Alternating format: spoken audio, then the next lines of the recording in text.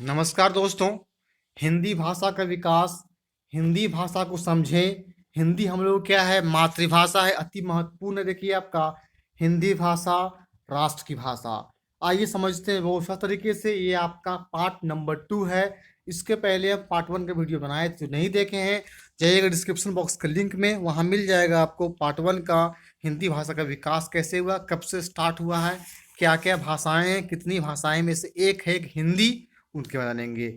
आइए जानेंगे और पार्ट 2 के बारे में। देखिए पार्ट 2 कहता है आपका, देखिए उससे हम आगे बढ़े हैं। अब्दुल रहमान, दामोदर पंडित, ज्योतिश्वर ठाकुर, विद्यापति आदि रचनाकारों ने अपनी भाषा को अवहट या अवहट कहा है। वीडियो को लाइक अवश्य कर दीजिएगा। विद्यापति प्राकृत की तुलना में अपनी भाषा को मधुरतर बताते हैं।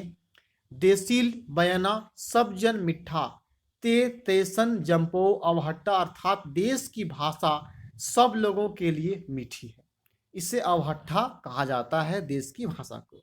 प्रमुख रचनाकार क्या क्या इसमें है, तो अधमान है, अब्दुल रहमान, संदेह रसायन, संदेह रासक, दामोदर पंडित, उक्ति व्यक्ति, प्रकारण, ज्योतिषवर ठाकुर, वर्ण रत्नाकर हैं ये, विद्यापति, कीर्तिलता हैं, रोड कवि, राउल वेल आदि। कहता है प्राचीन या पुरानी हिंदी, प्रारंभिक स्टार्ट में या आरंभिक हिंदी, आदिकालीन हिंदी के बारे में जानेंगे हम लोग। देखिए मध्य देशीय भाषा परंपरा की विशिष्ट उत्तराधिकारी होने के कारण हिंदी का स्थान आधुनिक भारतीय आर्य भाषाओं में सर्वोपरि है, सबसे ऊपर है। प्राचीन हिंदी से अभिप्राय है अपभ्रंश अवहट के बाद की भाषा। हिंदी का आदिकाल हिंदी भाषा का शिशुकाल होता है, सबसे जन्मकाल जो है वो हिंदी भाषा का है। यह वह काल था जब अपभ्रंश अवहट का प्रभाव हिंदी भाषा पर मौजूद था और हिंदी की बोलियों के निश्चित व स्पष्ट स्वरूप विकसित नहीं हुए थे। फिर कहा कि हिंदी शब्द की व्युत्पत्ति कैसे हुई। देखिए कहता है हिंदी शब्द की व्युत्पत्ति भारत के उत्तर पश्चिम में प्रवहमान सिंधु नदी से संबंधित है। विदित है कि अधिकांश विदेशी जितने विदेशी यात्री थे और आक्रांता उत्तर पश्चिम सिंह द्वार से ही भारत आए। भारत में आने वाले इन विदेशियों ने जिस देश के दर्शन किए वह सिंधु का देश था। ईरान इसको कहते हैं। देखिए पूरा नाम था आपका फारस। के साथ भारत के बहुत प्राचीन काल से ही संबंध थे और ईरानी सिंधु को हिंदू कहते थे। देखिएगा बहुत महत्वपूर्ण प्रश्न है। सिंधु हिंदू का स का है तथा ध्यान दीजिएगा आपका द में परिवर्तन, पल्लवी भाषा प्रवृत्ति के अनुसार ध्वनि परिवर्तन, हिंदू से हिंद बना और फिर हिंद से में फारसी भाषा के संबंध कारक प्रत्यय ई लगने से हिंदी बन गया। हिंदी का अर्थ है हिंद का। इस प्रकार हिंदी शब्द का उत्पत्ति हिंद देश के निवासियों के अर्थ में हुई। आगे चलकर यह शब्द हिंद की भाषा के अर्थ में प्रयुक्त होने लगा। आइए देखेंगे उपयुक्त बातों से 3 बातें सामने आती है। फर्स्ट कहता है हिंदी शब्द का विकास कई चरणों में हुआ। सिंधु हिंदू, हिंद प्लस ई हिंदी हो गया। ठीक है। हिंदी शब्द मूलतः फारसी का है, न कि हिंदी भाषा का। देखिएगा मूलतः ये फारसी का है। यह ऐसे ही है जैसे बच्चा हमारे घर जन्मे और उसका नामकरण हमारा पड़ोसी करे। हालांकि कुछ कट्टर हिंदी प्रेमी हिंदी शब्द की उत्पत्ति हिंदी भाषा में दिखाने की कोशिश की है, जैसे हीन हनन करने वाला, दुष्ट हिंदू अर्थात दुष्टों का हनन करने वाला, हिंदू और उन लोगों की भाषा हिंदी, हीन प्लस दू दलन हिंदू अर्थात हीनों का दलन करने वाला हिंदू और उनकी भाषा हिंदी। चूंकि इन व्युत्पत्तियों में प्रमाण कम अनुमान अधिक है, इसलिए सामान्यतः इन्हें स्वीकारा नहीं जाता। देखिए हिंदी शब्द के 2 अर्थ हैं। हिंद देश के निवासी अर्थात हिंदी हैं हम, वतन है हिंदुस्तान हमारा। देखिए कितना अच्छा वाक्य देखिए क्या है, हिंदी हैं हम, वतन है हिंदुस्तान हमारा। इनकबाल और हिंद की भाषा। हाँ यह बात अलग है कि अब यह शब्द इन को अब कोई हिंदी नहीं कहता, बल्कि भारतवासी, हिंदूवासी आदि कहते हैं। दूसरे इस देश की व्यापक भाषा के अर्थ में भी अब हिंदी शब्द का प्रयोग नहीं होता क्योंकि भारत में अनेक भाषाएं हैं जो अब हिंदी नहीं कहलाती। बेशक ये सब हिंदी की भाषाएं हैं, लेकिन केवल हिंदी नहीं, उन्हें हम पंजाबी, बांग्ला, असमिया, उड़िया, मराठी आदि नामों से पुकारते हैं। इसलिए हिंद की इन सब भाषाओं के लिए हिंदी शब्द का प्रयोग नहीं किया जाता। अब देखिए प्रमुख रचनाकार क्या क्या हैं। हिंदी शब्द भाषा विशेष का वाचक नहीं है बल्कि यह भाषा समूह का नाम है। हिंदी जिस भाषा समूह का नाम है उसमें आज के हिंदी प्रवेश क्षेत्र की 5 उपभाषाएं तथा 17 बोलियां शामिल हैं। बोलियों में ब्रजभाषा, अवधी एवं खड़ी बोली को आगे चलकर मध्यकाल में महत्वपूर्ण स्थान प्राप्त हुआ। ब्रजभाषा प्राचीन हिंदी काल में ब्रजभाषा अपभ्रंश अवहट से ही जीवन रस लेती रही। अपभ्रंश अवहट की रचनाओं में ब्रजभाषा के फूटते हुए अंकुर को देखा जा सकता। ब्रजभाषा साहित्य का प्राचीनतम उपलब्ध ग्रंथ सुधीर अग्रवाल का प्रदुम चरित्र 54 ईस्वी में हुआ। कहता है अवधी की पहली कृति मुल्ला दाऊद की चंदायन क्या लोरकट्टा है, लोर कहा है 70 ईस्वी मानी जाती है। इसके उपरांत अवधी भाषा के साहित्य का उत्तरोत्तर विकास होता गया। कहता है खड़ी बोली, प्राचीन हिंदी काल में रचित खड़ी बोली साहित्य में खड़ी बोली के आरंभिक प्रयोग में उसके आदि रूप का बीज रूप का आभास मिलता है। खड़ी बोली का आदिकालीन रूप सरहप्पा आदि सिद्धों, गोरखनाथ आदि नाथों, अमीर खुसरो जैसे सूफियों, जयदेव, नामदेव, रामानंद आदि संतों के रचनाओं में उपलब्ध है। इन रचनाकारों में हमें अपभ्रंश अवहट से निकलती हुई खड़ी बोली स्पष्टता दिखाई देती है। कहता है मध्यकालीन हिंदी, मध्यकाल में हिंदी का स्वरूप स्पष्ट हो गया था, उसकी प्रमुख बोलियां विकसित हो गई, डेवलप हो गया। इस काल में भाषा के 3 रूप निखरकर सामने आए, ब्रजभाषा, अवधी व खड़ी बोली। ब्रजभाषा और अवधी का अत्यधिक साहित्यिक विकास हुआ तथा तत्कालीन ब्रजभाषा साहित्य को कुछ देशी राज्यों का संरक्षण भी प्राप्त हुआ। इनके अतिरिक्त क्या हुआ देखिए, मध्यकाल में खड़ी बोली के मिश्रित रूप का साहित्य में प्रयोग होता रहा। इसी खड़ी बोली 14वीं सदी में दक्षिण में प्रवेश हुआ, अतः वहां इसका साहित्य में अधिक प्रयोग हुआ। 18वीं सदी में खड़ी बोली को मुसलमान शासकों का संरक्षण मिला तथा इसके विकास को नई दिशा मिली। अब देखिए प्रमुख नगर क्या क्या है। ब्रजभाषा हिंदी के मध्यकाल में मध्य देश की महान भाषा परंपरा के उत्तरदायित्व का पूरा निर्वाह ब्रजभाषा ने किया। यह अपने समय की परिनिष्ठित व उच्च कोटि की साहित्यिक भाषा थी, जिसको गौरवान्वित करने का सर्वाधिक श्रेय हिंदी के कृष्ण भक्त कवियों को है। पूर्व मध्यकाल अर्थात भक्ति काल में कृष्ण भक्त कवियों ने अपने साहित्य में ब्रजभाषा का चरम विकास किया।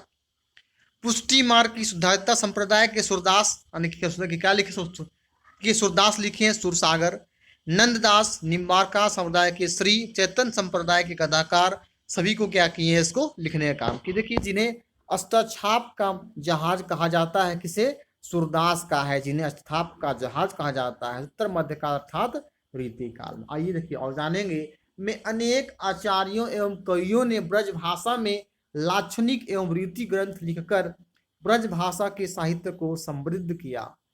रीतिबद्ध कवियों में केशवदास, चिंतामणि, मतीराम, सेनापति, देव मध्याकर आदि। रीतिबद्ध कवियों में बिहारी रसनिधि आदि तथा रीतिमुक्त कवियों में घनानंद, आलम, ठाकुर, बोधा, द्विजेव आदि प्रमुख हैं।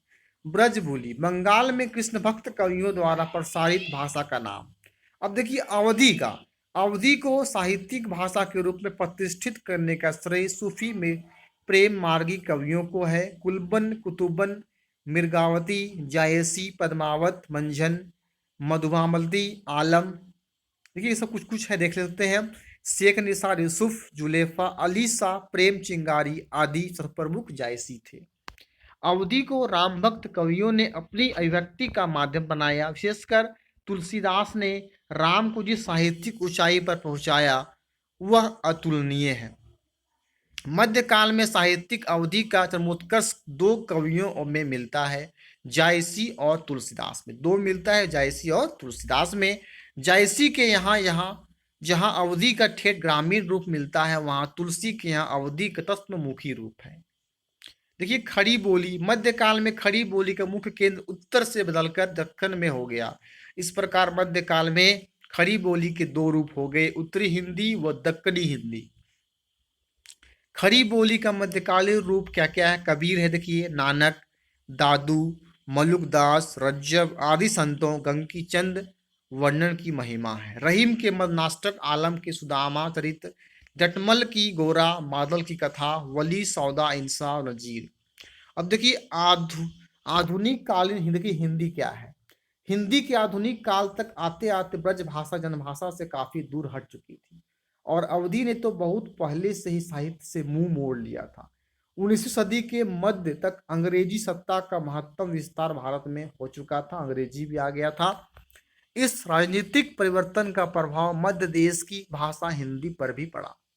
नवीन राजनीतिक परिस्थितियों ने खड़ी बोली को प्रोत्साहन प्रदान किया। जब ब्रजभाषा और अवधी का साहित्यिक रूप जनभाषा के दूर हो गया, तब उनका स्थान खड़ी बोली धीरे धीरे लेने लगी।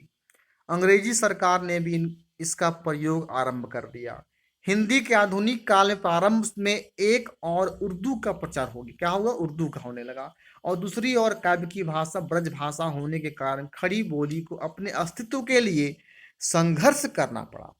19वीं सदी तक कविता की भाषा ब्रजभाषा और गद्य की भाषा खड़ी बोली रही। 20वीं सदी के आते आते खड़ी बोली गद्य पद दोनों की साहित्यिक भाषा बन गई। इस युग में खड़ी बोली की प्रतिष्ठित करने में विभिन्न धार्मिक, सामाजिक एवं राजनीतिक आंदोलनों ने बड़ी सहायता की। फलतः खड़ी बोली साहित्य की सर्वप्रमुख भाषा बन गई। आइए देखिए जानेंगे, अब देखिए खड़ी बोली के बारे हम जानेंगे बहुत ही तरीके से। क्या कहता है? भारतेंदु पूर्व युग खड़ी बोली गद्य के आरंभिक रचनाकारों में फोर्ट विलियम कॉलेज के बाहर के दो रचनाकारों रासुख लाल नियाज 46 से 24 ईस्वी, सुख सागर 99 ईस्वी व इंसा अल्लाह खां इंसा इतना रानी केतकी की कहानी या उद्भव नरित 10 ईस्वी। रानी केतकी की कहानी था तथा फोर्ट विलियम कलकत्ता के दो भाषा मुंशियों लल्लू लाल जी 63 से 85 ईस्वी, प्रेम संग 2 ईस्वी व सदल मिश्र 60 से 47 ईस्वी। नासी केतोपाख्यान या चंद्रावती 3 ईस्वी में आंशिक मुद्रण 10 ईस्वी में पूर्ण मुद्रण के नाम उल्लेखनीय है। दासुख लाल नियाजके के मन में भाषा की संस्कृत मिश्रित है, यह परंपरा से चला आ रहा था। इस स्थान पर फारसी बहुल उर्दू गद्य के प्रतिष्ठा होते देख उन्होंने कहा था, रसों मोरिवाज भाषा का दुनिया से उठ गया।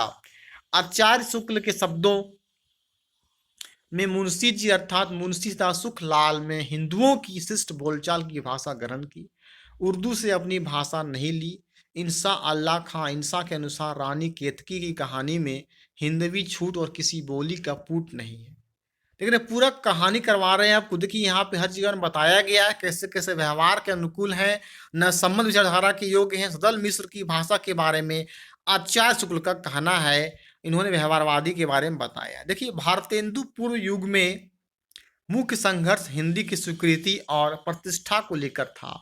इस युग के दो प्रसिद्ध लेखकों राजा शिव प्रसाद सितारे हिंद व राजा लक्ष्मण सिंह ने हिंदी के स्वरूप निर्धारण के प्रश्न पर को दो सीमांतों का अनुमग्न किया। राजा शिव प्रसाद ने हिंदी का गंवारूप दूर कर उसे उर्दू पर मुअल्ला बना दिया, तो राजा लक्ष्मण सिंह व विशुद्ध सांस्कृतिक हिंदी का समर्थन किया। अब देखिए भारतेंदु युग आ गया। इन दोनों के बीच सर्वमान्य हिंदी गद्य की प्रतिष्ठा कर गद्य साहित्य की विविध विधाओं को क्या किया? देखिए का ऐतिहासिक कार्य भारतेंदु युग में हुआ। हिंदी सही मायने में भारतेंदु के काल में नई चाल में ढली। आने की कब बना? भारतेंदु हरिश्चंद्र को देखिए हिंदी का पिता भी कहा जाता है और उनके समय में हिंदी गद्य के बहुमुखी रूप का सूत्रपात हुआ। उन्होंने न केवल स्वयं रचना की बल्कि अपनी एक लेखक मंडल भी तैयार किया, जिसे भारतेंदु मंडल कहा गया। भारतेंदु मानते थे कि खड़ी बोली में कविता नहीं लिखी जा सकती, सो वे गद्य, खड़ी बोली और पद ब्रज भाषा में लिखते थे। खड़ी बोली काव्य रचना के पक्ष में आंदोलन चलाने वाले इतिहास पुरुष थे। अयोध्या प्रसाद खत्री भारतेंदु युग को महत्वपूर्ण उपलब्धि यह रही कि गद्य रचना के लिए खड़ी बोली का माध्यम रूप से अपनाकर युगानुरूप स्वस्थ दृष्टिकोण का परिचय दिया। लेकिन पद रचना के मामले में ब्रजभाषा खड़ी बोली तो अपनाने के प्रश्न विवाद रहा। देखिए द्विवेदी युग 1900 ईस्वी 1920 ईस्वी खड़ी बोली और हिंदी साहित्य के सौभाग्य 19 ईस्वी में आचार्य महावीर प्रसाद द्विवेदी ने सरस्वती पत्रिका के संपादकत्व का भार संभाला, आगे बढ़ाने का काम किया। आगे देखिए है आपका छायावाद युग 18 से 1936 ईस्वी। उसके बाद साहित्यिक खड़ी बोली हिंदी के विकास में देखिए छायावाद युग का योगदान महत्वपूर्ण है। प्रसाद पंत निराला, महादेवी वर्मा और राम कुमार वर्मा आदि हैं, इनने महत्वपूर्ण योगदान दिया। मतलब इन लोग भी हिंदी में अच्छा खासा योगदान दिए थे। पद के ही नहीं गद्य के संदर्भ में भी छायावाद युग साहित्यिक खड़ी बोली के विकास का स्वर्ण युग था। देखिएगा ये स्वर्ण युग कहलाया। कथा साहित्य प्रेमचंद, नाटक में जयशंकर प्रसाद, आलोचकों में आचार्य रामचंद्र शुक्ल ने जो भाषा शैलियां और मर्यादाएं स्थापित की उनका अनुसरण आज भी किया जा रहा है। गद्य साहित्य के चरित्र में अनेक अनेक क्या है महत्व का अंदाजा इसी बात से लगाया जाता है। देखिए गद्य साहित्य के विभिन्न विद्वाओं के इतिहास में कालों का नामकरण इसके नाम से किया। जैसे क्या है देखिए उपन्यास के इतिहास में प्रेमचंद पूर्व युग, प्रेमचंद युग, प्रेमचंदोत्तर युग, नाटक के इतिहास से प्रसाद पूर्व युग, प्रसाद युग। ठीक है, देखिए हिंदी के विभिन्न नाम या रूप आया। देखिए हिंदवी, हिंदवी जबाने हिंदी देहलवी। मध्यकाल में मध्य प्रदेश के हिंदुओं की भाषा जिसमें अरबी फारसी शब्दों का अभाव है। सर्वप्रथम अमीर खुसरो ने कब किया 53 से 1225 से मध्य देश की भाषा के लिए हिंदवी हिंदी शब्द का प्रयोग किया था। हिंदवी शब्द 30 बार, हिंदी शब्द 5 बार और देसी भाषा के लिए प्रयुक्त भाषा। देखिए भाषा और भाषा क्या है कि विद्यापति, कबीर, तुलसी, केशवदास आदि ने भाषा शब्द का प्रयोग हिंदी के लिए किया है। और देखिए रेखता क्या मध्यकाल मुसलमानों ने प्रचलित अरबी फारसी शब्दों में मिश्रित कविता की भाषा ली, जैसे मीर गालिब की रचनाएं। तो खड़ी बोली की 3 शैलियां, हिंदी युक्त शैली, उच्च हिंदी, नागरी, आर्य भाषा, नागरी लिपि में लिखित संस्कृत बहुल खड़ी बोली, जैसे जयशंकर प्रसाद की रचनाएं। उर्दू जमाने, उर्दू मुहल्ला, फारसी लिपि में लिखित अरबी फारसी बहुत खड़ी बोली है।